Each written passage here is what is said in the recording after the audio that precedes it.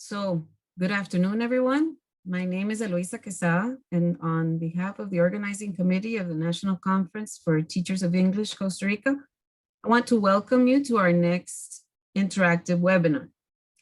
Nick Peachey is Director of Pedagogy at Peachey Publications, an independent digital publishing company that specializes in the design of digital learning materials. He has been involved in education since 1990 and has more than 20 years experience of working specifically with online and blended learning environments. He has worked all over the world, training teachers and developing innovative and creative products, as in two-time British Council Innovations Award winner. His customers include British Council, Eton College, Open University, Google Creative Labs, and International House. His books include Hacking Creativity, shortlisted on the 2020 British Council Award for Innovation in Teacher Resources, Digital Tools for Teachers, shortlisted for the 2018 British Council Award for Innovation in Teacher Resources, Thinking Critically through Digital Media, Digital Video, and a Manual for Language Teachers, winner of the 2016 British Council Award for Innovation in Teacher Resources, and Conversation and Listening, a series of lessons of the digital classroom. He's also editor at EdTech and ELT Newsletter. Here to speak to us today with his presentation, Promoting Creativity in Digital and Face-to-Face Learning. Please welcome Nick Peachey. Hi, I should say good afternoon, but it's actually good evening here, so good evening. Let me just find the right screen to share with you. Okay, there it goes. I'll just take a couple of minutes to arrange my screen and get the chat up so that I can know what's happening with you. I'll unmute. Okay, I'm unmuted again, so now you should be able to hear me. Hope that's okay. Yes. Great, good. Type in a quick yes if you can hear me, and just to make sure you know where the chat is as well. Okay, great. That's fantastic.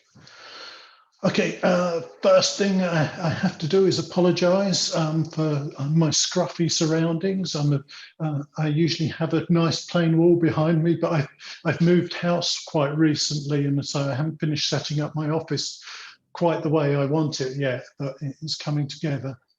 Also, you might hear some loud noises during this presentation, and this is because my office is underneath my daughter's bedroom, and sometimes she practices dancing before she goes to bed, which is just about to do. So don't worry if you hear loud thunder, it's just coming from my daughter in her bedroom. Okay, so that's enough preparation. I think we can get started. Yeah, this session is on creativity in digital learning and teaching. And, you know, the activities that I kind of use and present during the session should also be useful for the face-to-face classroom too. At the end of the presentation, I'll give you a link to the presentation slides, so you don't have to worry too much about taking notes or writing down URLs. I'll give you a link to all the slides, and they'll be exactly as you see them here. There are some interactive buttons that you can press on as you go through and things like that, and some sample activities which you can try out as well, which you can try out from here later with your students. So sit back, hopefully enjoy. I'll try and get you to do a few of the activities, and we'll see how that goes. And there'll be a few little interactive things to do as well. If you have a QR code scanner on your phone, keep that handy as well, because there may be a few QR codes for you to scan too. Okay, so let's get started. I had quite a big introduction there, so I don't think I need to go through this in too much detail. There's just a few pictures of me before I grew the beard, and had sort of some links to my social media accounts down the bottom here. these links at the bottom that you can see, these social media icons are live. So when you get the presentation, if you want to check out some of the things that I do online, most of which are for free, you can just come and click on these different icons and they'll take you through to my Twitter account where I share various technology and education related things. I usually say I have kind of 4 roles. Like most teachers, you need more than one job to make a living, so I've got 4. I'm sort of director of Peachey Publications, at least pedagogical director, where I produce my own materials. I'm also an online course designer and I work with different companies delivering online courses. I'm an author and I write materials, my own books and courses for other companies. And so I also do training and technology consultancy with different companies. So, those are some of the things that I do. Okay, so let's get started. My background in creativity, I guess, initially comes from, I was originally a music student and I studied jazz improvisation before I became an English language teacher. And I originally started my teaching career in a prison. I wasn't a prisoner, but I used to, when I was a student, I used to visit a prison once each week and I used to teach prisoners the guitar. And I got very interested in teaching then. And since then, I've tried to combine, English language teaching with creativity. And I think that's one of the reasons why I enjoyed teaching English so much, is it is a very creative, or it can be a very creative process. These are some of the books that I've been involved in creativity. The one on the left is Mixing Creativity with the Sustainable Development Goals, and that's a free book that you can download from the British Council. I also was involved in co-editing with Alan Maley, Creativity in the English Language Classroom. Again, you can download free copies of it later. If you come to my presentation and click on the book cover, it will open a link to show you where you can do that. And finally, I've written my own book with my own ideas called Hacking Creativity. And most of the ideas in today's presentation actually come from that book. At the end of the presentation, I'll give you a code which will enable you to get a 50% discount on the book if you want to get a copy, but don't feel that you need to in order to sort of enjoy the presentation. There are lots of ideas from the book in the presentation that you should be able to use regardless. Okay, let's push on. Okay, so what I want to cover in this session is, why creativity? Why is it important within language learning? I'll look at 7 steps to becoming creative or solving problems creatively. I want to look at aspects of convergent and divergent thinking and their role within creativity, and then go into some more practical things like brainstorming, exercises for grouping and connecting, exploring the senses and how we can use the senses within English language teaching to make it more creative and memorable. And then I'll look at a few tools for creativity, digital tools. And at the end, there's a chance to download the presentation and get a copy of the book. We'll also have a breakout room session and some Q&A. Okay, so if you're sitting comfortably or standing comfortably as I am, then I'll begin. So why creativity? What is it and how does it work? I mean, that's one of my first questions is, why creativity in English language teaching? And these are some of my reasons why I feel that's important. Initially, the first one, communication is a creative process. Often as we teach learners, we drill them, we drill specific sentences for them, we learn specific grammar chunks, we learn vocabulary. But when you start interacting with someone, language becomes a very creative process and a very spontaneously creative process. It can be very hard to predict what people are going to say and how you'll have to respond. So you have to create and improvise what you're going to say as you go along. And often this is something that students find difficult if they've been in a very kind of controlled classroom environment and they haven't had the chance to be creative with the language. So, being creative with language is very important. creativity and doing creative tasks is also a good means of self-expression, and encouraging students to use English to express themselves is very important, because that's one of the things that they really need to be able to do. Creativity is life enhancing as well. So for its own sake, whether it's within the use of English or whether it's in anything that you do, the ability to be creative enhances your life. So it's certainly enhanced mine, I know. So it can lead to personal fulfillment, which, if we go to Maslow's hierarchy of needs, that one's right at the top of the pyramid, the personal fulfillment and self-realization. Going down to the bottom of Maslow's pyramid, though, it can also help with employability. Within the World Economics Forum's top 10 skills for employability over the next decade, creativity, or the ability to think creatively and solve problems creatively, was number 3 in terms of the priorities for employability. So it can help enhance our students' abilities to get work. And of course, it's very useful for solving our problems, creative thinking. So those are some of the reasons why I think it's very important. Before I get started and into some of the ideas, what I'd like you to do is I'd like you to look at these sentences and see how much you agree with them about yourself. I'll give you a quick, here are some voting instructions. So if you want to vote, you can scan this QR code with your mobile phone and you'll get a little voting instructions, or you can go to menti.com and then enter the numerical code, and you'll be able to sort of drag those pointers to where you believe they should be for you. So I just want to see kind of how you feel about creativity and how creative you think you are. I'll just give you a couple of minutes to do that.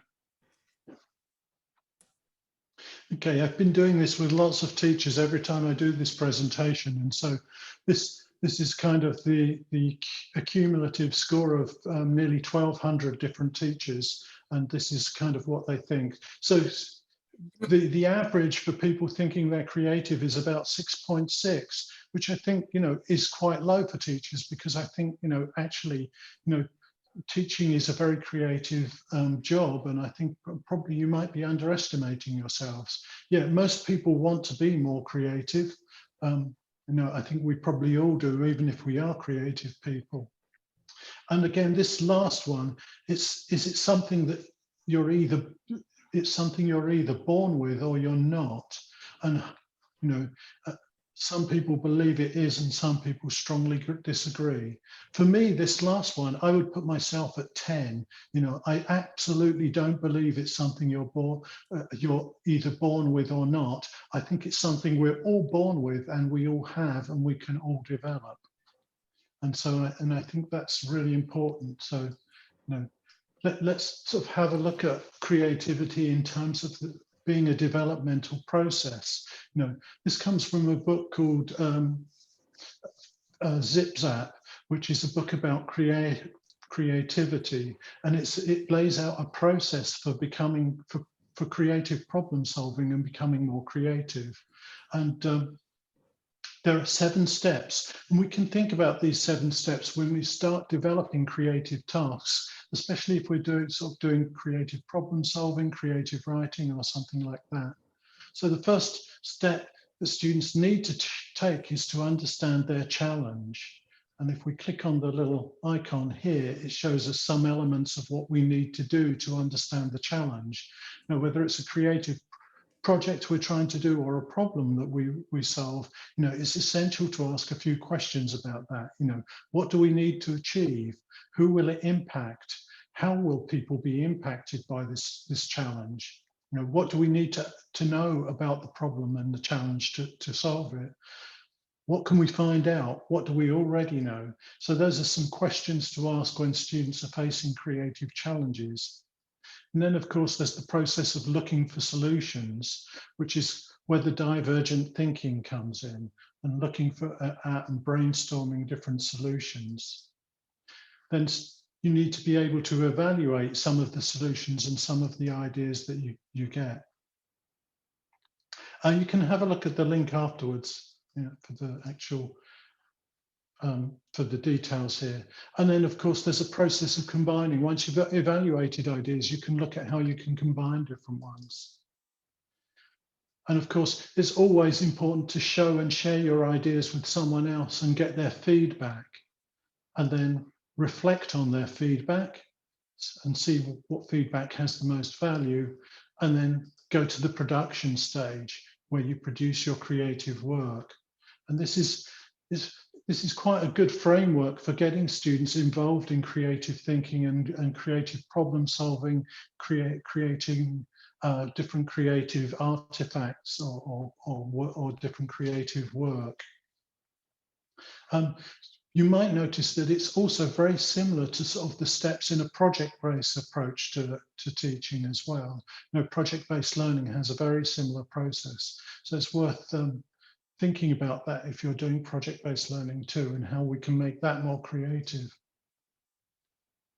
Okay, two important keys and two areas where we can help students to develop, I think, is their convergent thinking and their divergent thinking. I've got two little diagrams here. This one's, the green one on the left says quality of ideas, and the red one on the right says quantity of ideas. Which one do you think is divergent thinking? You can type that into chat. Which one is divergent thinking? The red one or the green one? Type in red or green. Someone's saying both. Can't be both.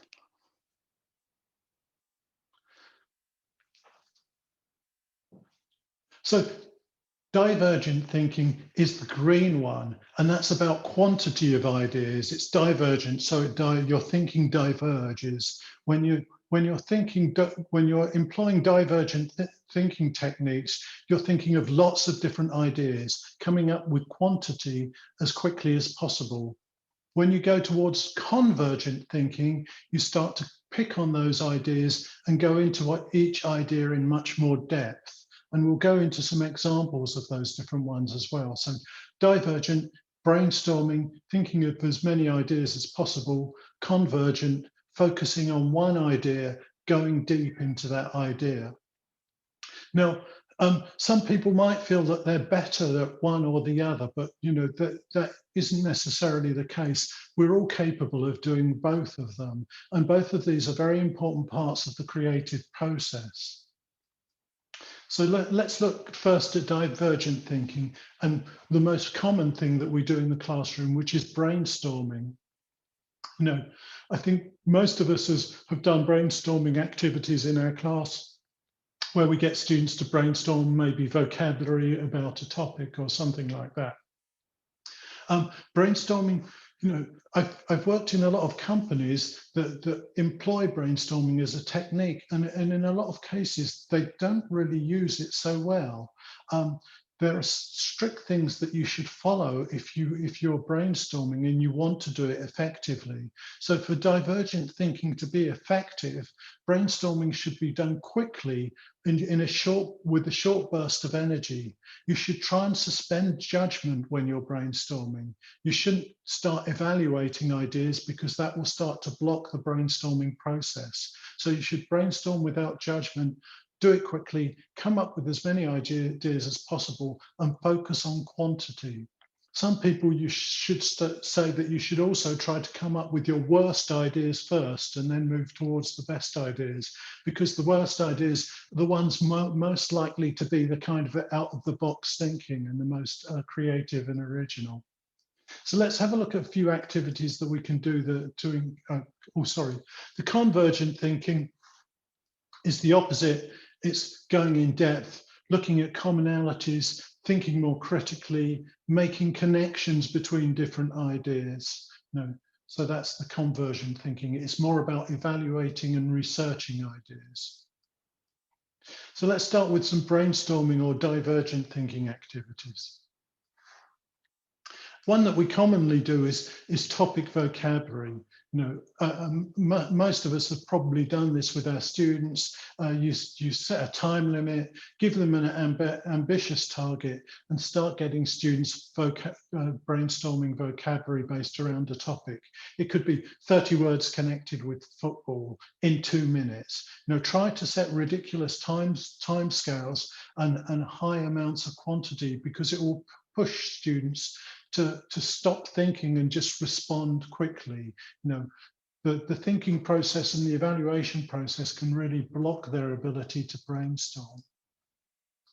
Another nice topic that you can get students to do as a warmer to get them thinking divergently is examples of different ways of doing things. So for example, they could brainstorm different ways of collecting water. How many different ways of collecting water can you think of when it rains? You can collect it in your hands, that's an easy one. Maybe you can collect it with flowers, hold up flowers and collect the raining flowers. Try to get them to think of 20 different ways to collect water, or 20 different ways to cook an egg without using a cooker. How can we cook an egg without using a cooker? Think of different ways. You could maybe climb up to the top of a volcano and hold the egg over the volcano. Perhaps that's one way of doing it.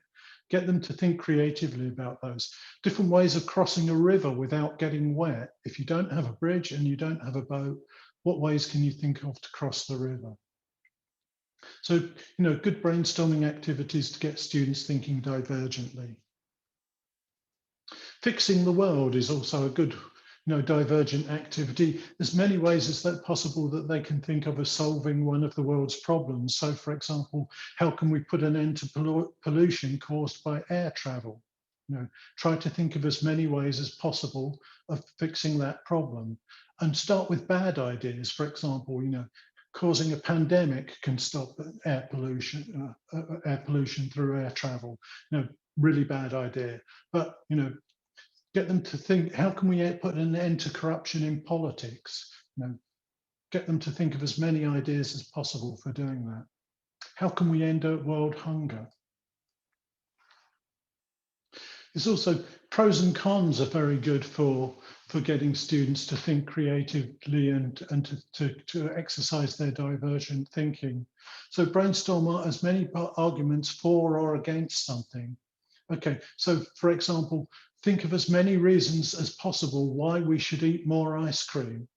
Why should we eat more ice cream? Think of lots of good reasons, as many as possible. Oh, why should we stop using social media? What are the reasons to stop using social media?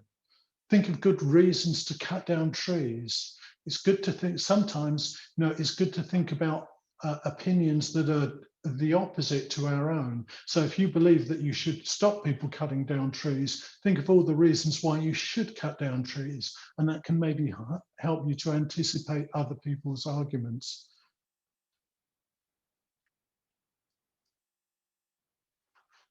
Okay, so those are a few brainstorming activities.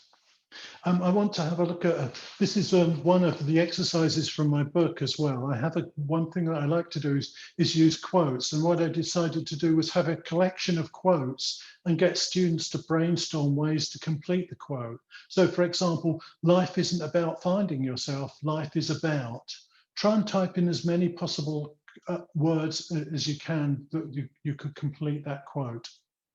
I'll give you a couple of minutes. Don't just type in one word though, as many as possible. Try to think of 20. Your life is about ice cream. Life isn't about finding yourself, life is about losing yourself. So what I did in one of these activities was give my students a whole bunch of different quotes. There they are, the different quotes. I hope you can see them, and get them to think of different ways of completing them. I've learned that people forget what you said, people will forget what you did, but people will never forget any possible answers. So try and get students to try and think of as many possible answers as they can, or even impossible answers. Without music, life would be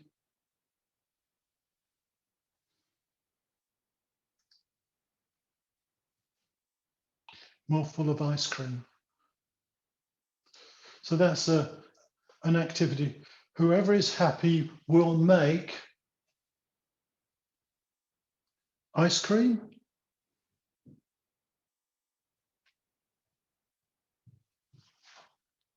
But again, don't settle for just one answer. Try to think of it, get students to try and think of at least 20 ways they could answer it.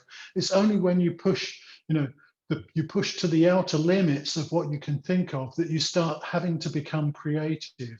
Most of us think of the same 4 or 5 things to go there. But once we get to 6 and 7 or 12 or 18, we have to think more creatively to be able to finish that sentence. So that's why we push for higher numbers. Okay. Another brainstorming activity, and this is another activity from the task. You have to brainstorm reasons to persuade someone to do a tightrope walk. So it's doing something together. Let's do a tightrope walk together. How many ways could you think of to persuade me to do a tightrope walk with you, given that I'm extremely afraid of heights? So, and again, this is one of a collection of ideas that I've put together of dangerous things. And students have to brainstorm ways of persuading people to do these things, spending the night in a haunted house, swimming with sharks. How could you persuade someone to swim with sharks with you? And then at the end, you can actually get them to suggest ways of persuading them, like, would you do it if? Would you do it if your life depended on it? Would you do it if I gave you some money for it? Would you do it if you were going to get a prize? Would you do it, so thinking of what you do it, would you do it if sentences. So that's about, doing dangerous things. And again, another brainstorming activity. If I look at some convergent ideas, so convergent thinking ideas, we're coming back to, okay, now we've got our big range of ideas and we have to start being more selective and grouping things together and making connections. And that's a very important part of the creative process. So one activity that I like to do as a way of getting students to revise vocabulary is this idea of portmanteau words, combining words together in order to create new words. And there are some examples here like brunch, which combination of lunch and breakfast is brunch. Also mansplaining, when a man explains something to a woman that she already understands, me time, when I have time for myself. We can all think of lots of these portmanteau words, but we can do the same thing with our students.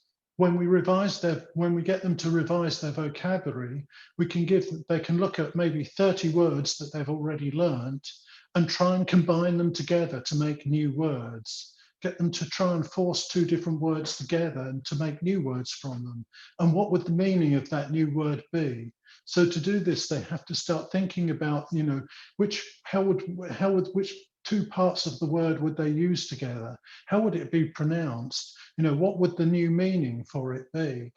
And this is something that commonly happens in English, but we can get students thinking creatively about the vocabulary that they're learning and trying to create these new portmanteau words. There's an article here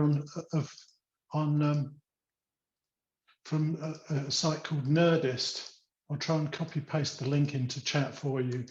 And it's about 30 brilliant new words that we should add to the dictionary immediately. These are all made up and invented words, so they're not real ones that are in the dictionary. It's just an article that someone wrote. But it's a good example, not an example to use with students, but a good example for you of different words and how we can combine them together. I like this one, textpectation is when you're expecting a text and it doesn't arrive. And also this one, something that I have a problem with, chairdrobe, when you have a chair in your bedroom that's a combination of chair and a wardrobe. So the chair just has clothes piled up on it that are either supposed to be going into the washing but they're not supposed to be going into your cupboard. Everybody has one, you know, everybody has a chair drobe in their room where they keep, that has clothes on that that aren't clean and aren't dirty. So, you know, so lots of different ones there. Again, as I said, if you use this with students, you select specific ones. If you want to use them as examples, don't use all of them because some of them aren't really suitable, certainly not for younger learners. So that's an example of portmanteau words, but we can get students creating their own portmanteau words using the vocabulary that they already know. And that's a good way to review that vocabulary and getting them thinking about it. Another combining idea that I like is to put plots from two different films or books into one plot. So there was a very popular phase in literature here about 10 years ago where, you know, everything had to be combined with zombies, and somebody wrote a zombies version of Jane Eyre, you know, and was writing zombies version of the Pride and the Prejudice, where everyone in it is a zombie. It's maybe, you know, a good way of, you know, combining different plots and thinking of new plots and coming up with new stories. So, for example, you know, you can think of two well-known stories or films that students already know and get them to combine the plots to see what to make a new story from it. So, for example, if they were combining Titanic with Frozen, you know, who would be the characters in that? You know, what would the story be like? You know, who would be in it? You know, who would play the actors? You know, so there's a nice way to get students thinking creatively. You know, in reality, sort of many of the inventions that we live with in our lives came about through things being combined, and I'll come back to that in a minute. Another one is, you know, another form of convergent thinking is grouping and connecting. So taking different ideas and looking at how they work together in groups and what similarities they have, what common features they have. And, you know, this is something that we do quite often in the classroom. And we usually do it, though, based around grammatical things like, you know, you give students three words, 3 are verbs and 1's a noun, and they find the odd one out. Or you give them 4 words and they decide, you know, 3 are colours and 1 is a food. So the food is the odd one out. But it's nice if you can group their vocabulary into totally random groups and then get them to think up classifications of why one should be the odd one out. So for example, here I've got spotty, music, carrying and laughter. And you have to think of your own criteria why one is the odd one out and the other three are grouped together. So it could be because, you know, one is a sad word and the other words are happy.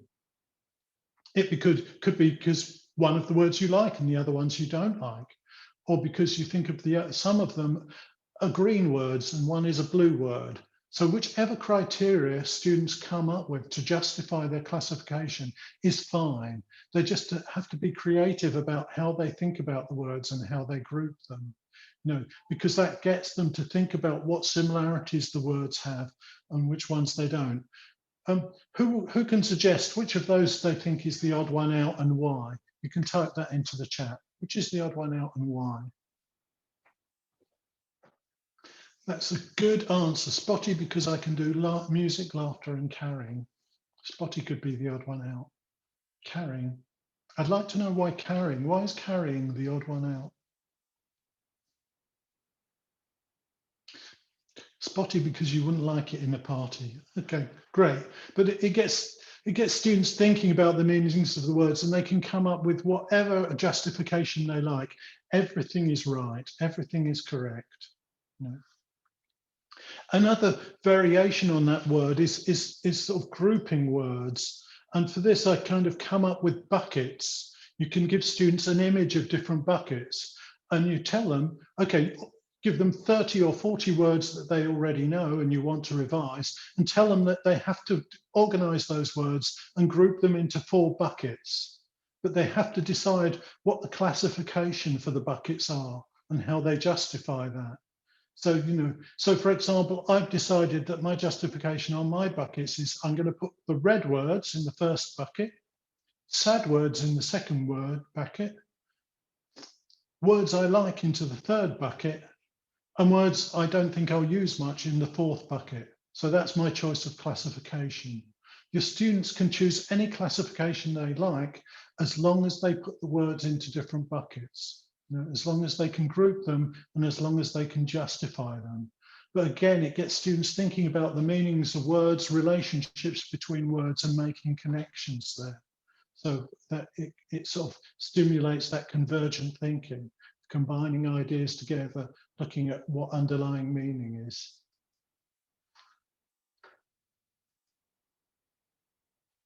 This is one of the activities from the book, and this one's called Make a Mashup. And what I have is in this activity, I have combinations of different pictures, and students have to invent something new using those two different articles in the picture. And again, this comes back into the combining things in order to be creative.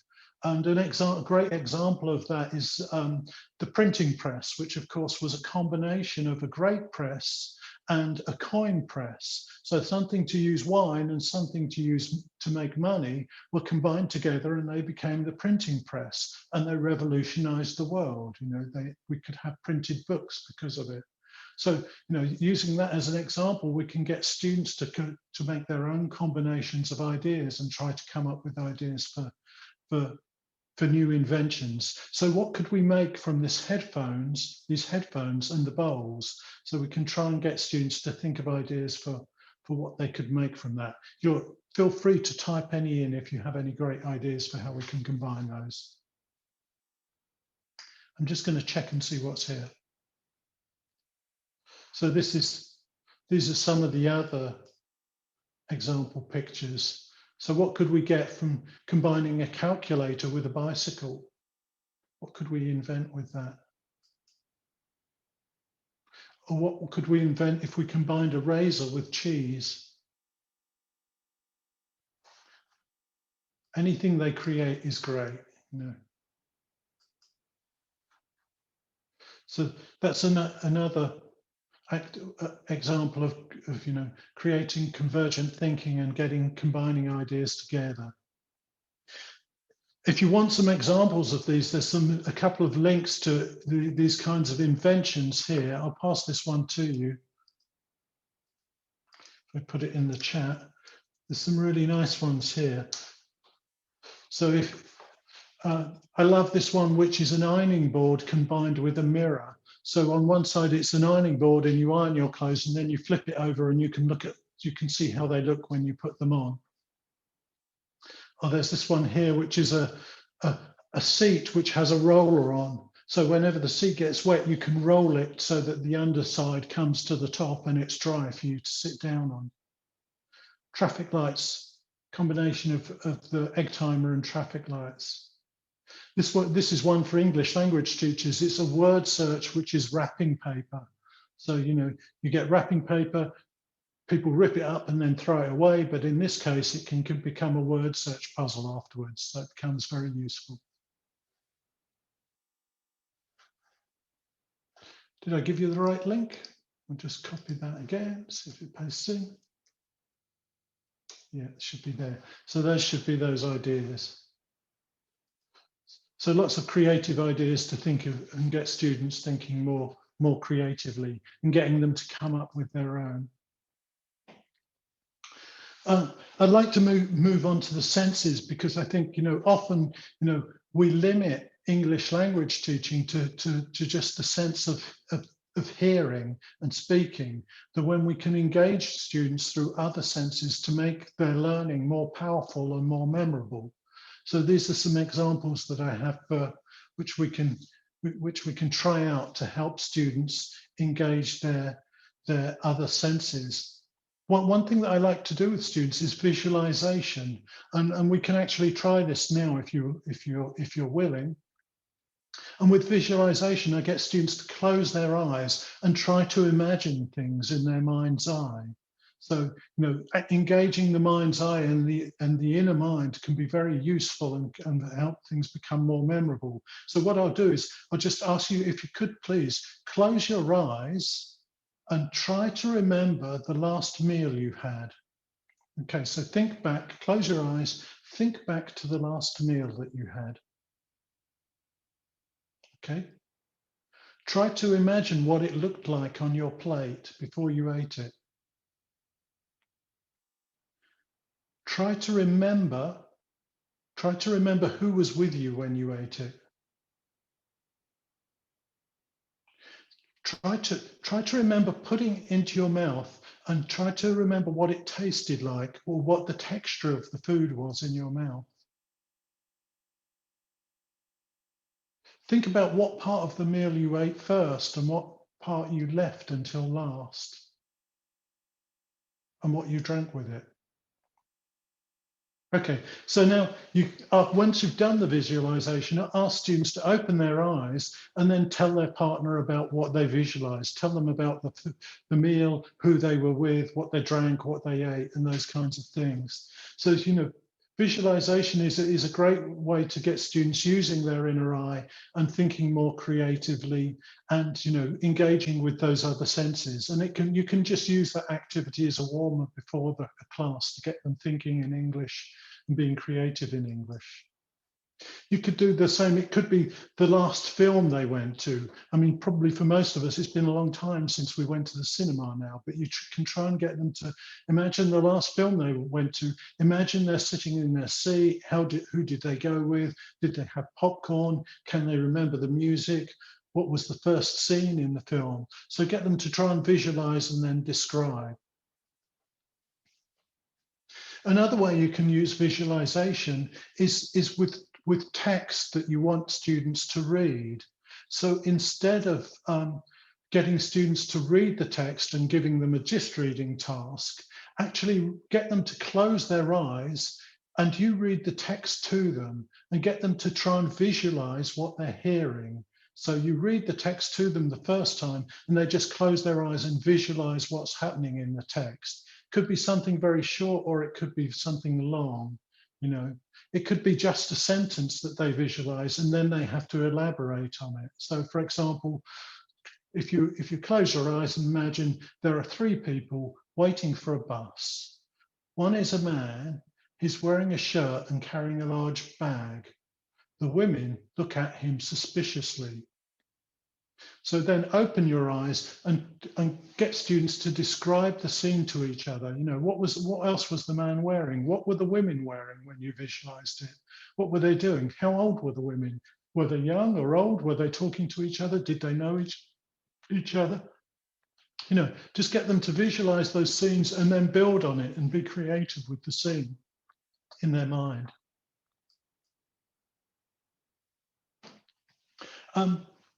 Something else, it's nice to try and use taste and smell because taste and smell are very evocative things. I can remember different smells or different tastes of things for years and years. So we can try and make these associations with different words, for example, or different images. This is an activity based around an image. And what I do is to get students to try and imagine that they are somewhere in this image. So try and imagine that they're somewhere within the picture. And once they imagine that they're in a picture, they have to decide where they are and describe what they can smell. What can they smell? What can they hear? While they're sitting there. So try and engage in those senses and try to explain why. Or you can use the same thing for words. So for example, you can try to get students to think of a flavor or a taste for each word in their vocabulary. If I think I'll just generate some random words, let's go for 8. Okay, here's 8 words. What flavor would each of these words have? Would any of them be sweet? Would they be sour? Do any of them taste like chocolate? Get students to think about the flavors of words. And again, if we go back to that grouping activity that we had where we got students to put words in buckets, we could have different flavors on the buckets and they could organize the words by the flavor that they have.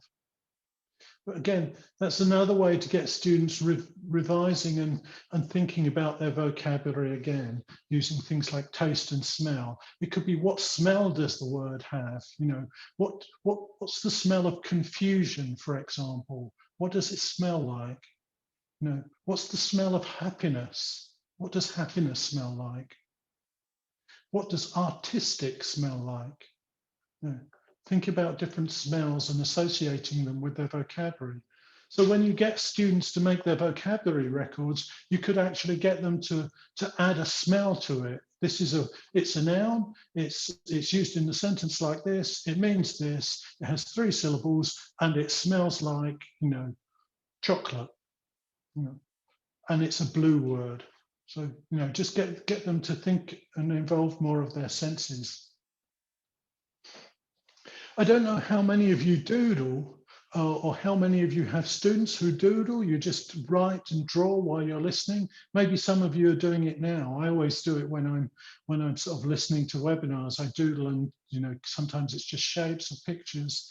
Doodling is a very good thing to do. If ever you see your students doodling during a lesson, don't stop them, because research suggests that doodling while you're listening to something improves your retention of information. In some cases, and for some people, they think it's by as much as 19%. I don't know how they measure that, but you know, that's the research that I read. So encourage your students to sketch and doodle while they listen to you. And again, they can compare their sketches and their doodles. And we can use this again in class. If we're teaching students sentences as examples of grammar, you know, often when we teach new grammar, we get students to write 4 or 5 example sentences. But as well as writing it, they could actually draw a picture to represent it as well. For example, if your new sentence is, I've been to France, or I've been to Spain, but I haven't been to France, get them to just draw a picture of it without having the words. Draw a picture of what it means for them. You know, if I had $100, I'd buy a new jacket. Draw a picture of the sentence. You know, so involve sketching in learning their vocabulary. You can actually get them to sketch comprehension of a text too. So if you've given students a text to read, get them to draw a picture that represents the information in the text.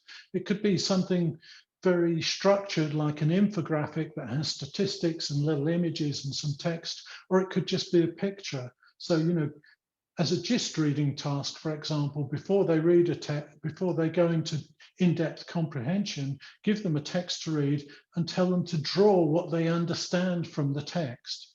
Just give them a piece of paper and get them to draw it. And, you know, from that, you know, we can sort of find out different things about what students understand, and it can engage some other senses. Another activity that I like that involves sketching is storyboarding success. And this is an example of that from my book. And what you do is you have a piece of paper and you get students to divide it into 8 squares or rectangles, a bit like this. And at the beginning, you get students to think about their goals and get them to think about where they are now. So for example, my first image could be about learning English. So it could be where I am now. You know, this is where I am. This is how I feel about learning English. So you just sketch a little picture of yourself. Then at the end, at the 8th box, at the last box, you draw a picture of what success looks like for you. What does success look like for you? It could be just happiness, could be you in a wonderful job, could be you with a wonderful house, could be you passing your exam. So at the beginning, this is you now, and at the end, we have you achieving your goals and being successful. Then what you ask students to do in the other boxes, write draw pictures of the steps that they need in order to get from this person that they are now to the successful one at the end.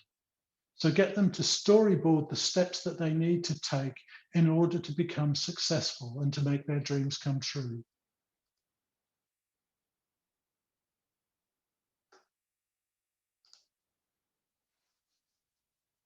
Okay, and this also taps into them taking some responsibility for actually achieving their goals as well, because often students come into class, sit down, and expect you, the teacher, to get them from where they are to where they want to be, and they don't really think that much about what they have to do. So filling in these different steps and having to think about these 6 steps in between can get them to take responsibility and think about what it is they need to do in order to become successful.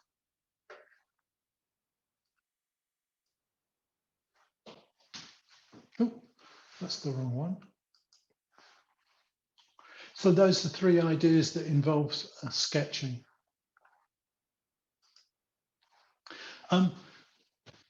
Having come from a musical background, one thing that I really like is using music and sound with students.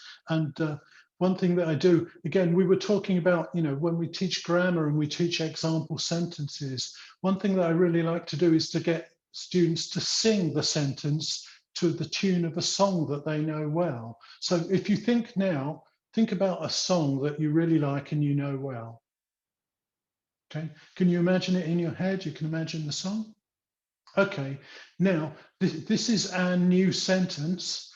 I've been to Paris, but I haven't been to Rome. Okay, I've been to Paris, but I haven't been to Rome. Now try to sing that sentence using the tune of the song that you like. You don't have to do it out loud. You can do it to yourself, or you can cover your mouth, but try and sing it to yourself. I've been to Paris, but I haven't been to Rome. Okay, sing it in your head. Okay, so we can use this as a way of getting students to remember, new grammatical structures. They can think of a song, could be a different song for each sentence, or they could try and use the same song for all the sentences and actually sort of sing their example sentences to themselves. They could even do it out loud together.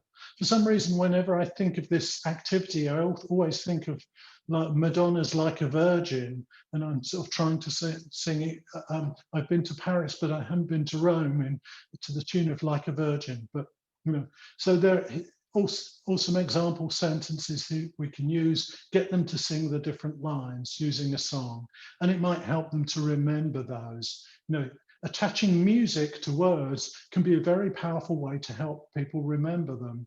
No, I can remember I used to teach in Singapore for a couple of years, many years ago, and every bar in Singapore had a band in it, and there were the band was always a live band singing lots of Western songs and different Western songs, and they sung them almost identically to the original singers. So you could go into a bar in Singapore and hear this band playing Oasis or Michael Jackson or something like that.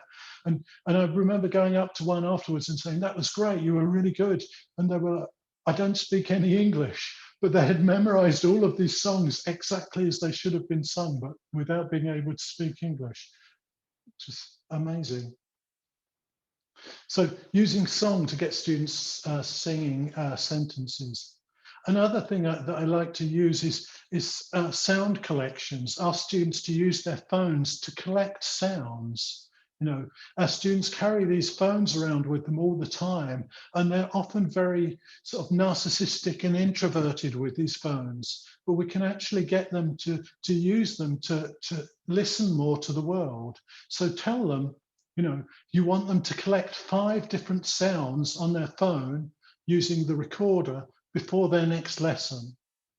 And so you can actually give them specific times to do this. So you could say, okay, 12:30 tomorrow, record whatever you can hear. At 3:30 in the afternoon, record whatever you can hear.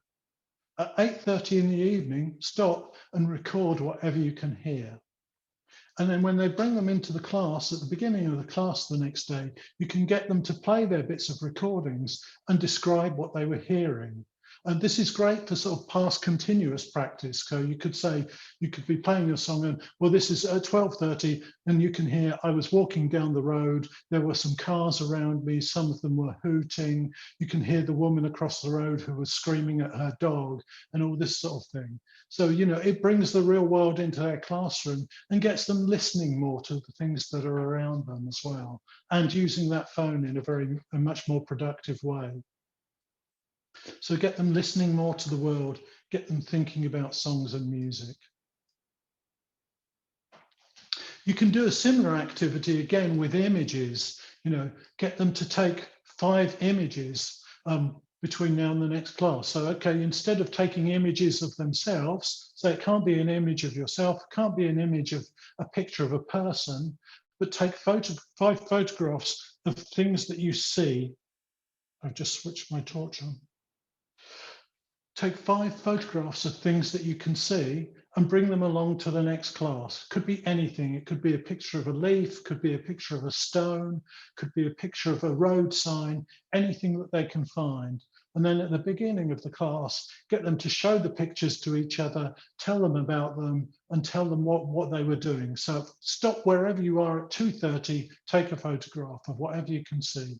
Okay, so at 2:30, I was walking down the road and I saw this piece of litter on the floor and wondered why nobody picked it up. So, you know, lots of different things to get them looking around, looking at the world and using their phone to see the world rather than just looking at themselves. And again, you know, good to get them, good ways of getting them doing language practice.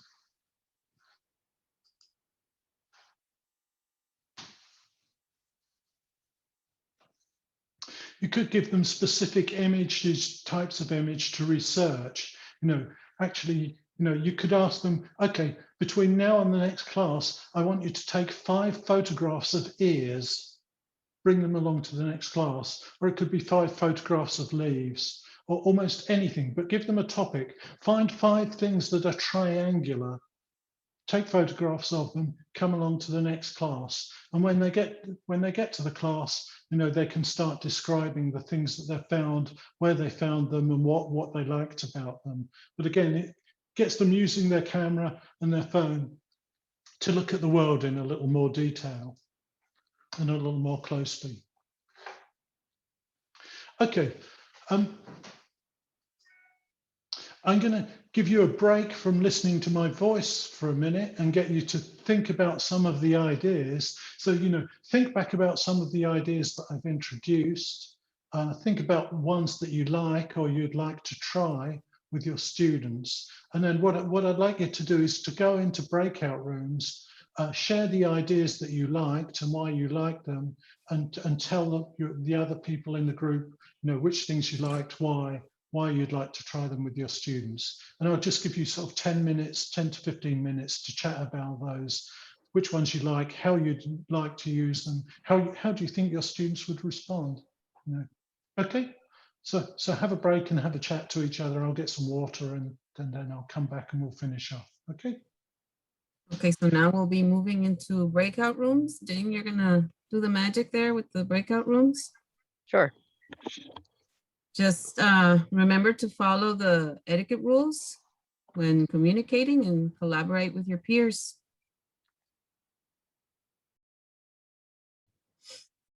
Okay, so we're coming back from the breakout rooms. Thank you for participating. I believe Dr. Peachey has some more material to share with you, and then we'll start our Q&A section.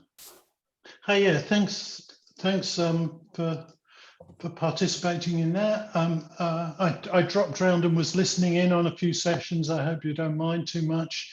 I didn't participate because I didn't want to sort of take control of things. It's better if you just share your ideas, and no, that's great. So thanks for letting me listen in and not for, I hope it didn't make you feel too self-conscious.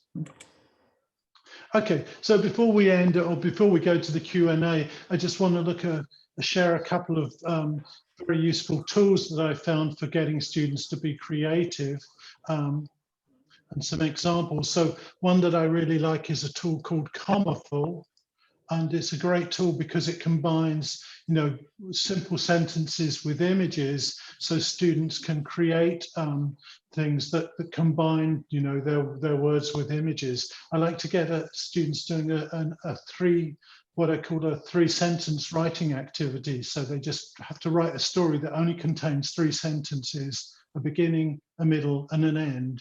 And then I get them to use this tool to sort of put together their own little kind of combination of images and words. And this is one example that I'm showing at the moment. So the story is, before the road, the land was clean. Now we have tourism. So these simple little example words that students can create just using 3-sentence stories. And so Commafall is great for combining text and images in that way. It has an image bank that they can use to sort of create their own stories with. They just have to click on create and do it. Another one site that I found very useful is this site, which has lots of different writing prompts. Sorry, I'll pass the link to this one to you. Often when we get students to do creative writing, they can't think of anything, whereas this is kind of has lots of randomly generated writing prompts. So this is like a quick plot generator. So you just click a button and it gives you a plot to a story, and then you write the story. Or they can base the story around 8 random words. Again, they click the button, gives them 8 random words. They have to create a story. Famous film plots, select film, show plot. So it gives them a random plot from an existing film and they create something. So lots of different, they can create titles here just by randomly clicking these. So great prompts for creativity. The site also has a children's version, which does prompts that are more appropriate for children. So you can just click and get a story title. You said optimistically, there's nothing happening at the moment. Well, usually you can click and get a title, create a character. Okay, so you just click the button and it gives them the character to write a story about. And each time they click it, so each student would potentially get a different character. They can combine the characters together to make a story. So that's writing exercises for children and for adults. I'll pass the link into the presentation. So that can really help prompting with their creativity. And another site called Write About, which is a similar thing. It gives images and then sort of just a sentence, and students can use that as the basis for writing a story. I've just passed you the link to that through the chat. So great ways to get ideas if students are struggling with ideas. So just a couple of digital tools. A few things about creating the right type of classroom for creativity to happen. Often we try creative ideas and maybe the first time it doesn't happen. And if you want your students to be creative, you have to create the right kind of classroom environment. If you're used to having a very strict control of the students, then it might be that much more difficult to get them to be creative.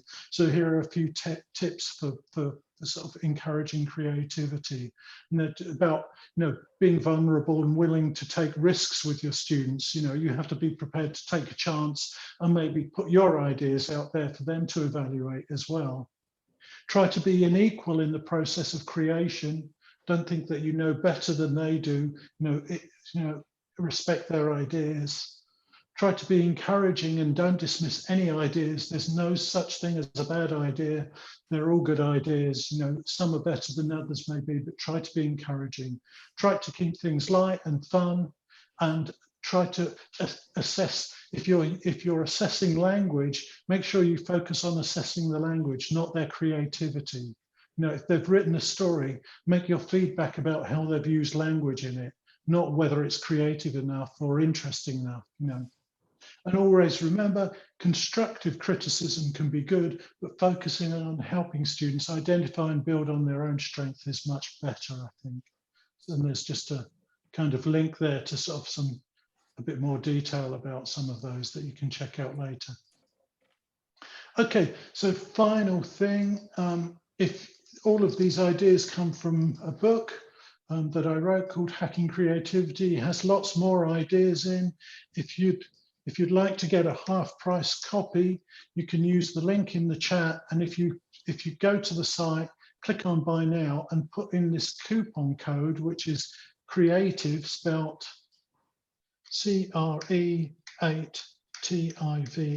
like that, then it will reduce the price of the book by 50%, so you can get a half-price copy. You can find out about some of my other books and apps here as well.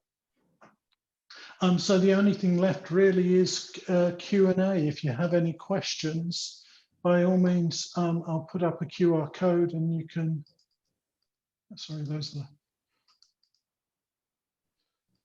the, I think these are somebody else's questions from my last presentation. Okay, I'll just put up a QR code, and then if you have any questions, either use the code or type them into chat. I'll also share a link to the presentation here.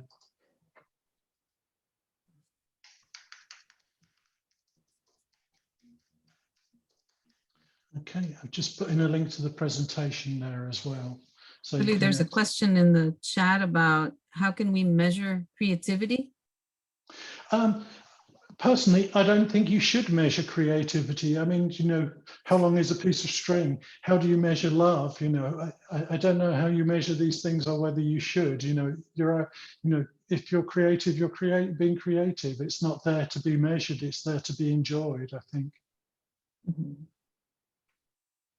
So, you know, don't focus on measuring their creativity or evaluating their creativity. Just evaluate the English that they use to express it. Okay, so if you want to ask a question, you can scan the QR code, or you can use the menti.com plus the code, numerical code. I'll put the slide presentation into the link. There's a link to the slide presentation there. You can pick that up whenever you like. Okay, so questions. How do you continue learning about new activities? Any websites, recommendations? I think, you know, the more creativity and teaching and coming up with new ideas, it's like exercise for the mind. The more of it you do, the better you get at it. You know, also look outside of teaching at what other people are doing. There's a lot of creative ideas in marketing, in business, you know, and all of those kinds of things. So look at those, try to look at those things as well. How can we make students feel comfortable when generating ideas without judging? I think the way to make students feel comfortable when they're brainstorming is to focus on giving a very strict time limit and a high quantity and accept anything they produce. Don't start saying no, that, you know, if you're brainstorming, even if it's just brainstorming words about football, accept every word they offer. Don't say, hey, cricket isn't a word connected with football. No, don't start to judge. Get them to accept anything. I'm putting the link to the slides back into the chat. So if you click on that link in the chat, the slides will open for you, and you just need to keep the link.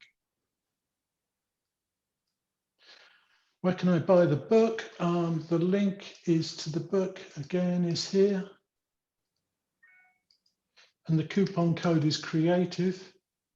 Sorry, is that there? There it is. And that will, creative will half the price for you. But if you get the link to the presentation here, you can go and find the link to the book later. As someone who played jazz, what do you think of planning versus improvisation in the classroom? That's an interesting one, actually. But, you know, as a jazz musician, you practice a lot and you plan a lot and you have structure, but you improvise on top of that structure. So I think, you know, good lessons should be a combination of both. You know, you should be improvising, but you should have a plan structure that you've planned out as well. So I think, you know, that both are quite important. Okay, if there's no more questions, if you want to put questions into the chat, that's fine. If not, there's a QR code here which you can scan to get the presentation onto your phone. Or once again, I'll share a link to the presentation here in the chat. Let's see, everyone in meeting. There's a link to the presentation again, if you want it. The presentation is virtual and it's online, so you can go back through it. It's interactive and you can go back and click on any of the buttons and pick up any of the ideas that you want. The link to the book is there. The code for the half price discount for the book is there. So, you know, just go back through the presentation and check out all the links, and I hope you enjoy the ideas. So I think I'm 2 minutes away from finishing my time. So I'll just say thank you very much. Enjoy the rest of your conference. Have a great weekend. And I hope you find these ideas useful and that, you know, you're able to use them and enjoy them with your students. Thanks very much for listening, and see you again sometime, I hope. Thank you. And bye-bye. On behalf of the organizing committee for the National Conference for English Teachers, we want to thank you for your presentation today and this willingness to share your time and contribute to the success of this online event. So let's give Dr. Peachey a round of applause. Thank you very much. Thank you.